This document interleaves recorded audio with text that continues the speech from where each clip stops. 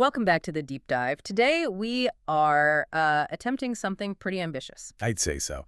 We're trying to distill the core wisdom from a text that's so foundational, really, to esoteric thought that some have called it the master key to the universe. We're plunging into the very profound and often enigmatic teachings of Hermetic philosophy. Specifically, we're focusing on the Kybalion, a study of the Hermetic philosophy of ancient Egypt and Greece. Right, which was published by the anonymous three initiates way back in 1908. And this book, it promised to reveal secrets that had been kept hidden for centuries. Yeah, it was meant to be a bridge, sort of, between all these seemingly opposed occult traditions. And it sets the tone immediately, doesn't it, with that axiom that just perfectly encapsulates this whole tradition of guarded knowledge. The lips of wisdom are closed, except to the ears of understanding. It's such a powerful statement. It basically tells you, the learner, that this knowledge isn't passive. You have to be ready for it. It requires intent. That preparation is absolutely key. I mean, this deep dive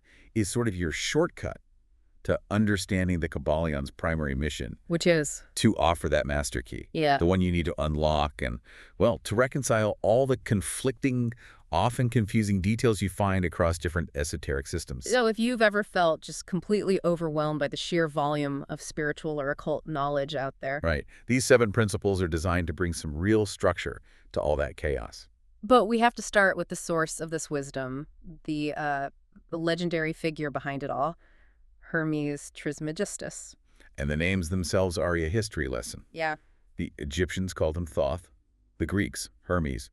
The initiates, though, they used these incredible titles like the Great, and my personal favorite, the Master of Masters. It's a bold claim. It is, but he's consistently depicted as the central son of all occultism.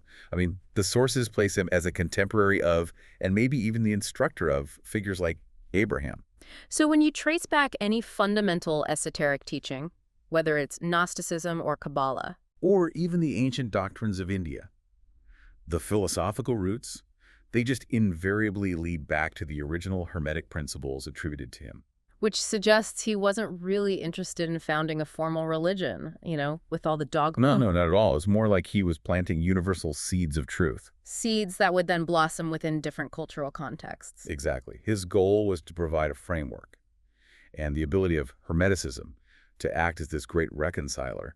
I mean, that's the strongest testament to the universality of his teachings. It explains why you see these basic philosophical similarities under all these different spiritual theories today. Okay, so let's unpack that structure. We got the context, we've got the founder.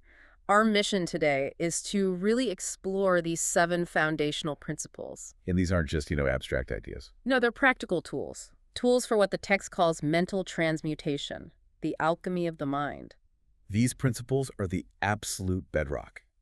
Without a firm grasp of all 7, the practical work, what they call mental alchemy, is, well, it's impossible. All right, so to really appreciate the weight of these principles, we need to understand the environment they came from. We have to go back to Egypt. The land of Isis and Osiris. It wasn't just a powerful civilization. It was the acknowledged birthplace of all this hidden wisdom. It was, as the text describes it, the great lodge of lodges. I love that phrase. Me too. And while other cultures, India, Persia, Greece, Rome, they all developed these really sophisticated philosophical systems. They were all borrowing from Egypt. They were all drawing from the deeper mystic and occult lore that the masters, the hierophants, had accumulated in Egypt. These Egyptian adepts were just unsurpassed in knowledge, and that's because they had preserved the core teachings of Hermes. But preservation meant extreme caution. Oh, absolutely. Let's talk about that tradition of secrecy, the lip-to-ear requirement. I mean, it seems a little elitist on the surface. Why were they so insistent on reserving the truth for only the very few who were ready to comprehend and master it? Well, there were 2 really practical, and I just say non-elitist, reasons for all that secrecy. The first was just self-preservation. Avoiding the threat of persecution. Exactly. They understood the danger of introducing these complex spiritual concepts into a world that was dominated by these rigid, often violent institutional powers. I mean, the Hermetists saw what happened during the Middle Ages. Right, when new doctrines clashed with theologians. Who were wielding fire and sword, stake, gibbet, and cross. They made a conscious choice not to become martyrs for knowledge that the masses just weren't ready for. So it wasn't about hoarding power. It was about protecting the knowledge itself from destruction. and from misapplication. That's the crucial distinction. And the second reason, which is maybe a bit more philosophical, was their recognition of the folly of attempting to teach to the world that which it was neither ready or willing to receive. They knew that if you release truth prematurely, it just degenerates into superstition. Yes. The source material draws this contrast between the true masters and what it calls honest but misguided enthusiasts. What was the danger with those enthusiasts, the ones who tried to force the truth on people? Well, the enthusiasts often became martyrs, sure, but worse than that, they allowed their teachings to be corrupted. Ah, The Hermetists called their high doctrine strong meat for men. And the misguided enthusiast, by trying to feed this strong meat to babes, the unready masses, they just saw it get rejected or, even worse, misinterpreted. it gets mixed with what the text calls disgusting mental food. Exactly. And that leads to dogmatism and superstition. They believed the only way to keep the doctrine pure was through this careful, personal, mouth-to-ear transmission. So careful dissemination, not abolition. This strict secrecy also explains why Hermeticism never became like a rigid creed or a sect. Absolutely. The text blames that for the degeneration of ancient occultism in other places, like India and Persia. Once you formalize esoteric philosophy into a rigid theology, the masters turn into priests. And the original wisdom just gets drowned out by rituals and dogma. Ground out, yeah. The guiding rule was always that the teaching must find the student. Which brings us back to those two axioms for the student who is actually ready. And they're beautiful. They're like a promise from the universe. The first is, where fall the footsteps of the master? The ears of those ready for his teaching open wide. And the other side of that coin. When the ears of the student are ready to hear, then cometh the lips to fill them with wisdom. The truth is just magnetically drawn to a prepared mind. Now, what about the physical text itself, the Kybalion? We shouldn't think of it like a modern textbook, right? No, not at all. In its earliest form, it was an ancient compilation of maxims, precepts, very short declarations. And crucially, it was deliberately written in these obscure terms. It was basically unreadable to outsiders. Exactly. It's like an encryption key that only initiated students who had received the oral tradition, the mouse-to-ear part, could properly decode. And this is why so many of the principles are veiled in terms of, like, alchemy and astrology. And that leads us directly to the massive misunderstanding of the true Hermetic art, alchemy. When you hear alchemy, the common mind immediately thinks of turning lead into physical gold. That literal interpretation is the surface-level false belief. Yeah. The gold of the Hermetists was entirely allegorical. I mean, the material transmutation of base metals, while maybe practiced by some of the lesser initiates, was never the core pursuit of the masters. It was the veil. It was the veil, exactly. So what was the true, profound Hermetic art they were protecting? It was the mastery of mental forces, the ability to perform this profound internal transformation. True alchemy is the transmutation of one kind of mental vibration into others. So the legendary Philosopher's Stone Was an allegory. An allegory for the deep, fundamental internal transformation of base mental states like ignorance, fear, or hate into higher spiritual states like knowledge, courage, and love. It was always about the transmutation of the soul, not the metal. Okay, with that foundation laid, let's unlock the first and most crucial secret, the one that's a prerequisite for all the others, the nature of the all.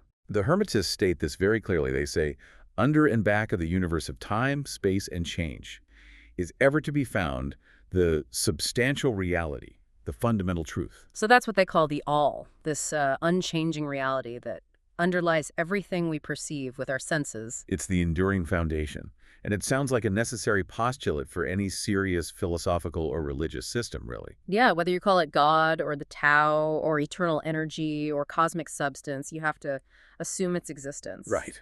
But the Hermetists are very specific.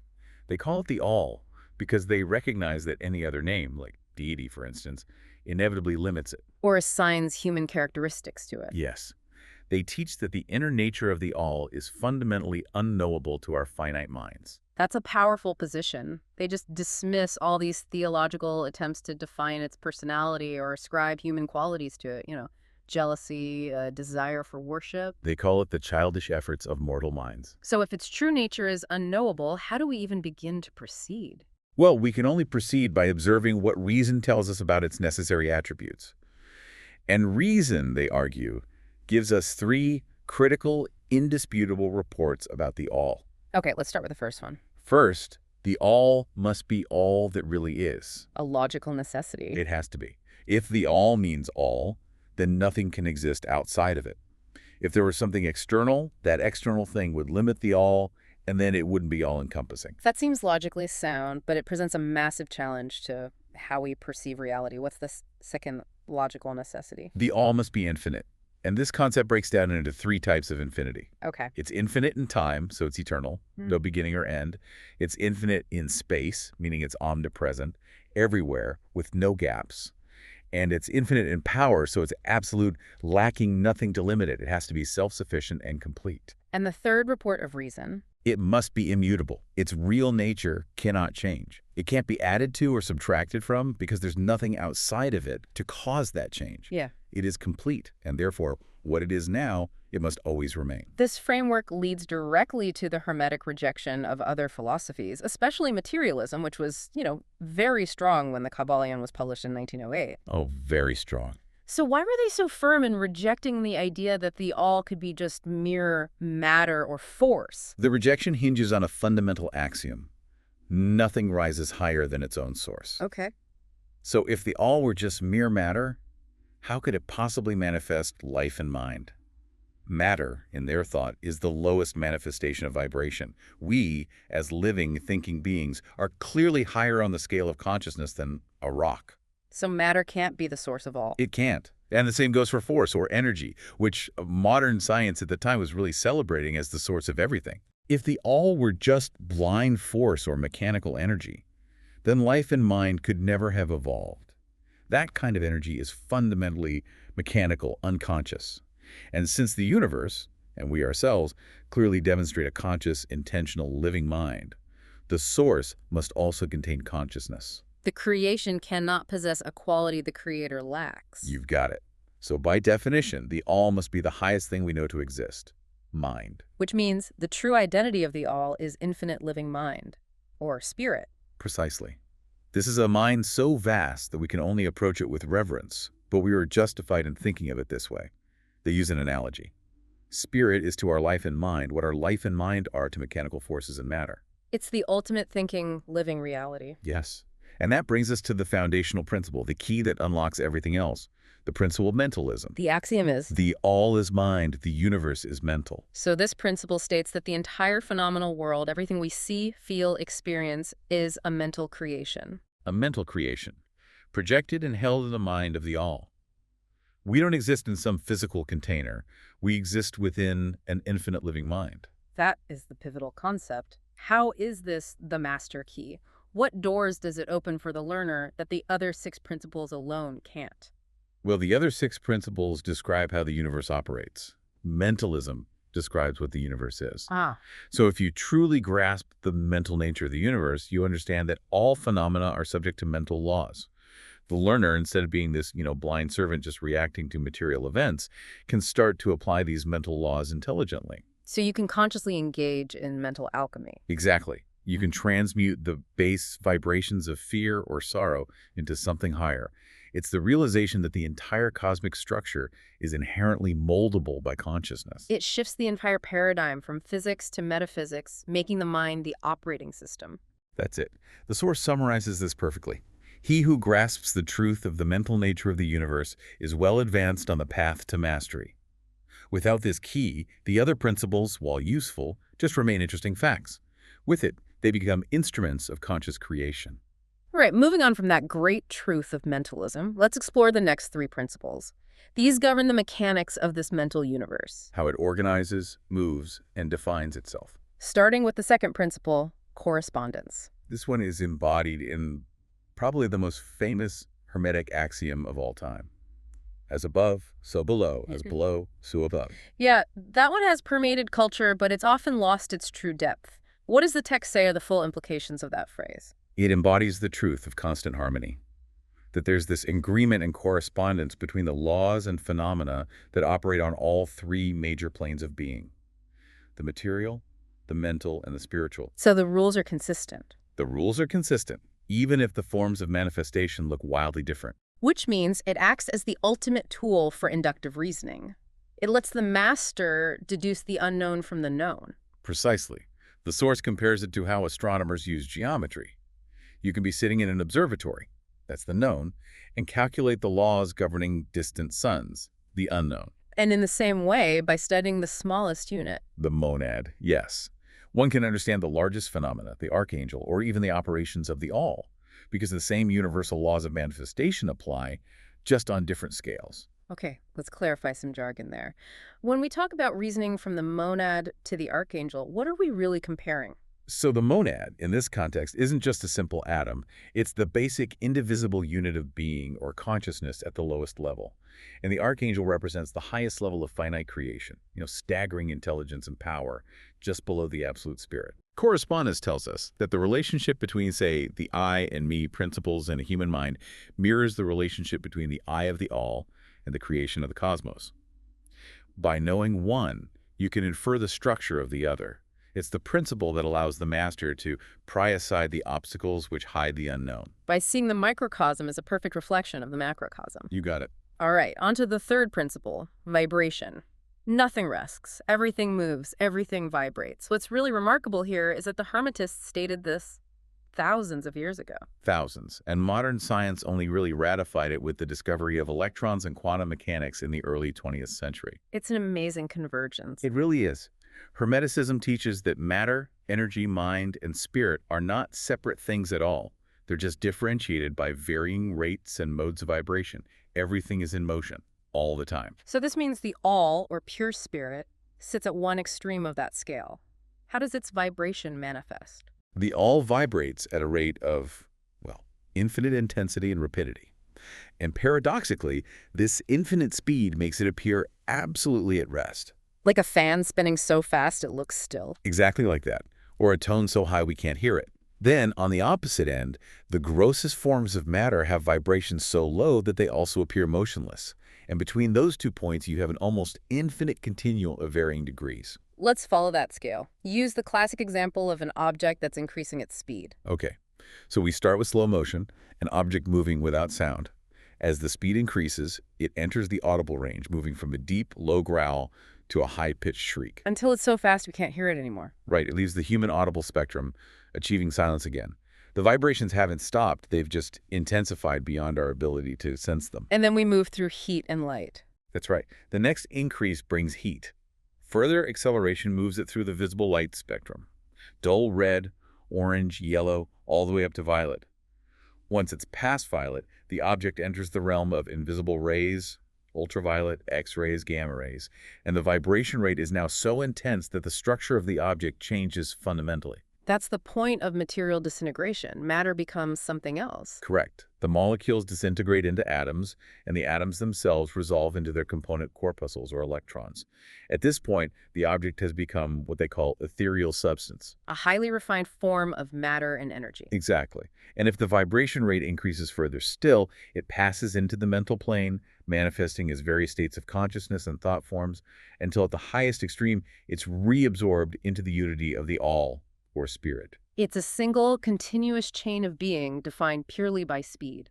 Why is this critical for mental mastery? Because every mental state, every emotion, every single thought is a corresponding rate of vibration. The master who understands this principle realizes they can consciously raise their own mental vibrations. This is the foundation of mental influence and self-control. It gives literal meaning to the statement. He who understands the principle of vibration has grasped the scepter of power. It does. You don't just endure your emotions. You cue them by choosing your vibrational frequency. Okay, so if everything is vibrating on a scale, then the principle of polarity defines the structure of that scale. Yes. The axiom is, everything is dual, everything has poles. Opposites are identical in nature, but different in degree. Extremes meet. All truths are but half-truths. All paradoxes may be reconciled. This principle is designed to resolve conflict by showing that opposites aren't two different things. Right. They're just two extremes of the same thing with an infinite number of degrees between them. It's a continuum. The classic example is always heat and cold. And it's a good one. They're the same thing. Temperature with differences measured only by degrees of vibration. There is no absolute point where cold ends and heat begins. The transition is totally relative and gradual. But the real application here is on the mental plane, especially with emotional states like love and hate. Most people would see those as fundamentally different kinds of feelings. And that's where the Hermetic insight becomes so actionable. Love and hate are just opposite poles on the same spectrum of feeling. Liking, indifference, disliking, antipathy, they're all just intermediate degrees on that love-hate axis. They aren't distinct mental entities. No. So if they are the same thing, just different in degree, how does this empower the learner? This unlocks the true nature of mental transmutation.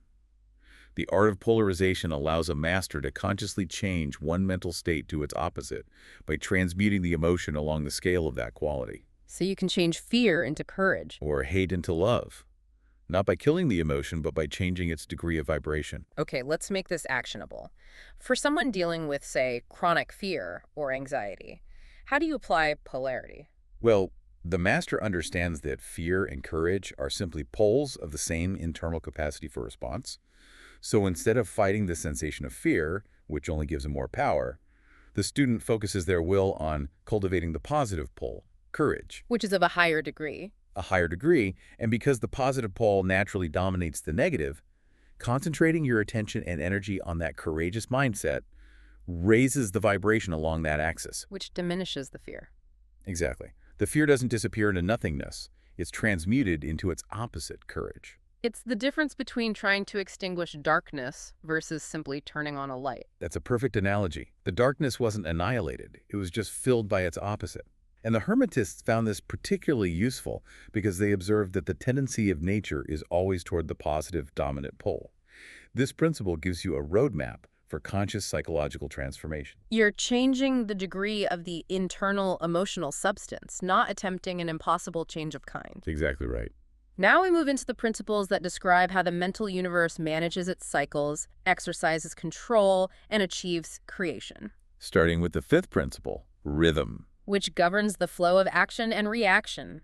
Everything flows out and in. All things rise and fall. Rhythm compensates. This manifests as the pendulum swing between the two poles that we just defined with polarity. This principle is maybe the most obvious one in the material world. You have the tides, the seasons, the outbreathing and inbreathing of Brahm for the cosmos. Everything has its cycle. And this universal law governs the mental plane in the most frustrating way for the average person. It explains that bewildering succession of moods, Periods of high enthusiasm followed by. corresponding troughs of depression, lethargy, or failure. The master realizes that the forward swing to the positive must be followed by the backward swing to the negative. So if rhythm is universal, how can a master achieve the poise and mental firmness required for conscious creation? Does this principle make long-term stability impossible? It makes stability on the lower plane of action impossible, yes, but it does not prevent stability in consciousness.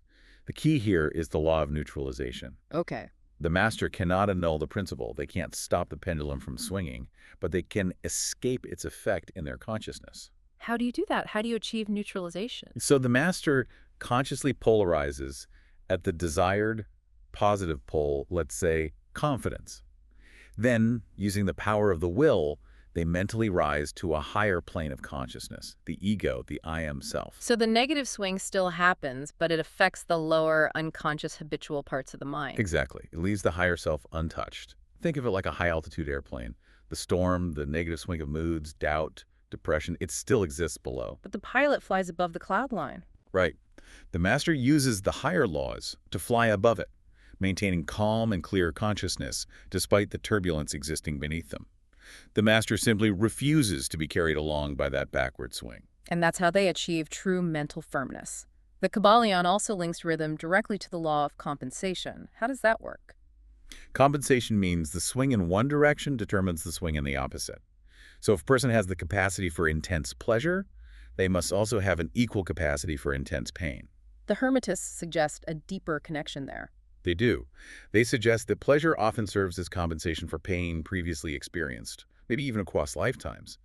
The depth of the eventual negative swing is determined by the height of the preceding positive swing. That puts a philosophical weight on fleeting happiness. The soul has to pay for extreme highs with equal lows. It suggests balance is inherent, even if we can consciously neutralize the immediate impact. Mastery lets you navigate the present cycle, but the total sum of experience for the soul remains balanced. All right, Principle 6, the great operating law of action. Cause and effect. Everything happens according to law. Chances but a name for law not recognized. Nothing escapes the law. This just completely dismantles the popular notion of chance, doesn't it? Completely. An event is only chance if the causes leading up to it are obscure or unperceived by the observer. The universe is a perfectly ordered system. Perfectly. The source stresses that nothing operates outside this orderly flow. I mean, take the example of falling dice. The initial position, the strength of the throw, the friction of the table, the atmospheric pressure. Those are all causes that determine the outcome. Right. But behind those are infinite chains of unseen preceding causes, from the manufacture of the dice to the genetic makeup of the thrower running back forever. That chain of cause and effect is staggering in its complexity. It suggests that every event in history, ancient and future, is inextricably linked. It is an interlocking web. If a tiny speck of soot floats past your eye today, that event is linked backward to the chemical process that created the coal that created the soot, and forward to events that will happen hundreds of years in the future. Everything is just a link in an infinite chain. So if everything is subject to this iron law, how can anyone achieve genuine freedom or mastery? Are we not all just pawns on a chessboard? And that is the crucial distinction the Hermetists draw between the masses and the masters. Okay. The masses are the pawns. They are effects. They're carried along by their environment, by suggestion, by heredity, by their moods, and often by the conscious will of stronger people. They act, but they are constantly being reacted upon. And the masters? The masters are the movers. They become the causers instead of the effects. And they achieve this by consciously rising to a higher plane of causation. By mastering their own character and moods? Yes. By consciously applying the other principles, like polarity and rhythm, they direct their lives rather than being directed. So they don't break the law of causation. They just use a higher law against a lower law. Exactly. They still obey the laws of the higher planes, but they rule on the lower material and mental planes. They consciously choose their actions, their internal state, and they set new chains of cause and effect into motion. They're not just reacting to stimuli. As the Kybalion says, the wise ones serve on the higher, but rule on the lower. They play the game of life understandingly. Okay, finally, we reach the creative principle, Principle 7. Gender is in everything. Everything has its masculine and feminine principles. Gender manifests on all planes. And it is so vital to reiterate that gender here is not physical sex. Right. Sex is just the physical manifestation of the principle. Exactly. Gender refers to the inherent principle of begetting, generating, or creating. It's the necessity of two distinct energies for any manifestation to occur, whether that's a new molecule, a new thought, or a new universe. The text applies this principle even to the scientific understanding of matter at the time, using electrons and corpuscles. They did. They identified the masculine principle with the positive pole, the outward directing energy, the focused will, and they identified the feminine principle with the negative pole. Which science often misunderstood as being passive or weak. Right. But the Hermetists called the negative pole the cathode, recognizing it as the path of generation, the great mother of new forms and energies. So the feminine corpuscles, the electrons, are actually the active generative power that seeks union with the masculine to create stable atoms. Yes, they are the receivers and the producers. The Hermetists even suggest this principle governs all physical attraction, even the law of gravitation, viewing it as a manifestation of the gender principle seeking union. Let's move up to the mental plane, because this is where the actionable mastery lies. This is the duality of the mind, the I and the me. This is mental gender. The I is the masculine principle. It represents being. It's the aspect of will, the conscious self that stands apart to observe and direct the creation. It projects focused energy. And the me. The me is the feminine principle. It represents becoming. It's the mental wound, the receptive generative aspect of the mind that receives impressions and thoughts, and then brings them into manifestation as concepts, ideas, and habits. This relationship seems absolutely central to mental alchemy. The I is the director, the me is the factory. Exactly. And the problem, as the Kybalion observes, is that the average person is polarized in their passive, feminine me principle. Meaning their mental womb is just receiving and generating thoughts from external sources. From society, news, suggestion, the wills of other people. Their me is generating concepts, but their I is not actively selecting the seed. This links directly to modern concepts of subconscious programming. They're passively allowing the world to determine what they become. That is the perfect analogy. They're acting as a receptacle rather than a director. The master, the strong individual, reverses this passivity. They actively employ the masculine I, the will, to stimulate and program the me. Yeah. They choose the desired mental image or thought seed and focus their will until the me generates the corresponding feeling, mood, and eventually the outward manifestation. So this conscious application of mental gender is the secret behind things like personal magnetism and sustained concentration. And the ability to influence others through powerful suggestion, the master uses the I to command the me. Okay, we've established all 7 principles. Now we need to revisit Principle 2, correspondence, to really map out the layered reality in which these laws operate. We have to understand the planes of being. The key takeaway here is the definition of a plane. A plane is not a physical location. Right. It is simply a degree of dimension that's defined entirely by the rate of vibration. The higher the vibration, the higher the plane of life manifestation. This difference in vibrational rate is what occultists often refer to as the 4th dimension or higher. And the Hermetists categorize reality into 3 great planes, which flow into each other: the physical, the mental, and the spiritual. Let's start with the physical plane, which is more complex than just matter. The great physical plane is divided into 7 minor planes. It covers all material things and forces. The lowest subdivisions are matter A, B, and C. Matter A is the familiar stuff: solids, liquids, gases. Correct. Matter B is radiant matter, things like radium or fluorescence, where atoms are disintegrating and actively releasing energy. That indicates a higher vibrational rate than matter A. And matter C. Matter C is subtle matter. This is matter that's too refined and highly vibrating for our ordinary senses to perceive, but it's still technically physical. And above these 3 forms sits the ethereal substance. The connecting link. The connecting link, yes. It consists of 7 sub-ethers, and it transmits light, heat, electricity, all forms of energy. Then we hit the energy subplanes, energy A, B, and C, which are progressively higher rates of vibration, so high that energy C starts to bear the characteristics of life and mind. Exactly. They are approaching the mental threshold. And the Hermetists saw this spectrum as proof that matter and energy aren't separate. They're just points on the same scale of vibration. Okay, moving up. We reach the great mental plane, which deals with living things and mind. This plane also has 7 subdivisions. We find the mineral mind, plant mind, animal mind, and the human mind. And interspersed with those are 3 planes of elemental mind. Which are the spirits of nature, essentially. You could say that. Entities that govern forces and forms, but are still below the level of conscious, individualized human evolution. Now let's unpack the human mind plane, which the text says the average person only occupies the 4th subdivision of. What does that mean? The human mind plane represents the potential scale of human consciousness. The Hermetists saw human evolution as cyclical. The lowest subdivisions represent a rudimentary consciousness, barely above the animal. The 4th subdivision is the plane of the average, waking, rational, modern person. So those above the 4th subdivision are the masters, or supermen. Precisely. The 6th and 7th subdivisions represent the planes of the Superman and the Overman individuals, who have consciously mastered the 7 principles and are operating with vastly expanded mental capacities.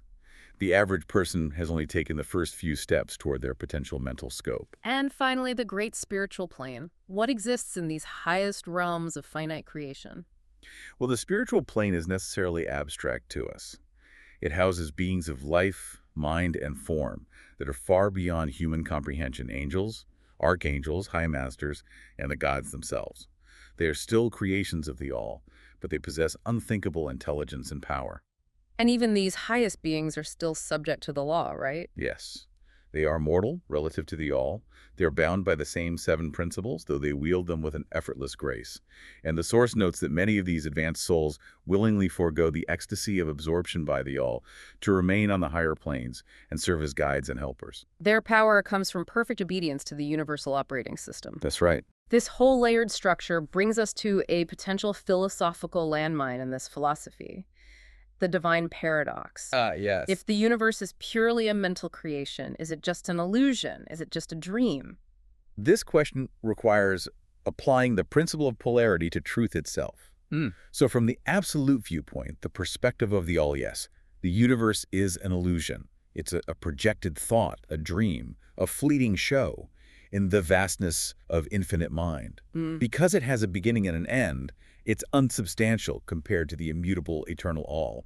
But if we adopt the relative viewpoint, our perspective as finite minds within the universe. Then the universe is profoundly real. Our finite minds are operating within the rules established by the All's thought.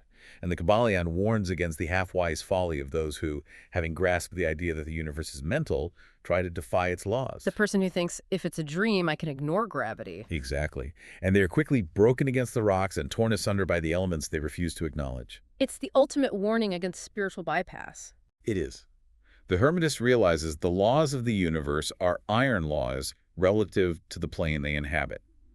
Mastery isn't achieved by denying the existence of the universe.